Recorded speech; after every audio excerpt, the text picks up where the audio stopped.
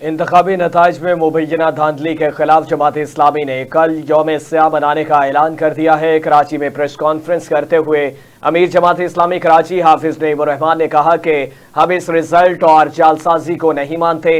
جماعت اسلامی کراچی نے کہا کہ عوام نے جن لوگوں کو مسترد کر دیا تھا، کراچی میں ایک مرتبہ پھر ان کو مسلط کروایا گیا۔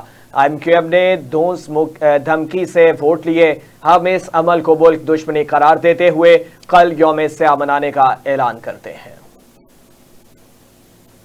چونکہ ذمہ داری ووٹ کی ہے، کرپشن وہاں ہوئی ہے، نااہلی وہاں ہے، بد انتظامی وہاں ہے، تو یہ جو اذیت انہوں نے پورے شہر کے بچوں کو دی ہوئی ہے اور ان کے والدین کو دی ہوئی ہے، اس سے نکلنے کا راستہ ایک ہی راستہ ہے، اور وہ یہ ہے کہ 11ویں جماعت کے ان نتائج کو منسوخ کیا جائے اور 12ویں جماعت کے پورے معاملے کو صاف شفاف طریقے سے کیا جائے، امتحان کو لیا جائے اور اس کی بنیاد پہ ہی 11ویں جماعت کے رزلٹ کو لے لیا جائے، کیونکہ آپ موجودہ پوزیشن میں انصاف فراہم نہیں کر سکتے۔ اور ایسا نہیں ہے کہ یہ پہلی مرتبہ ہو رہا ہے، ابھی کورونا کے دنوں میں یہ سب چیزیں ہوئی ہیں، کبھی ایک دفعہ 2 پیپر لے لیے، کبھی ایک پیپر ہوا نہیں۔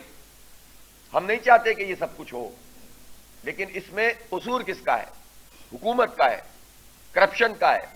قصور کس کا ہے؟ بورڈ کا ہے، اور بورڈ کے کرپٹ لوگوں کا ہے، اور ان کرپٹ لوگوں کو رکھنے والوں کا ہے، ان کی سرپرستی کرنے والی حکومتوں کا ہے۔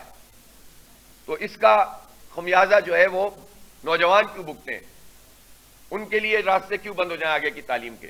اس لیے ان نتائج کو، 11ویں جماعت کے نتائج کو منسوخ کر کے انہی بچوں کو جو 12ویں جماعت کا امتحان دیں گے، جو پرسنٹیج ان کی اس میں ہوگی، وہ 11ویں کی پرسنٹیج بھی پر بھی اس کو محمول کیا جائے۔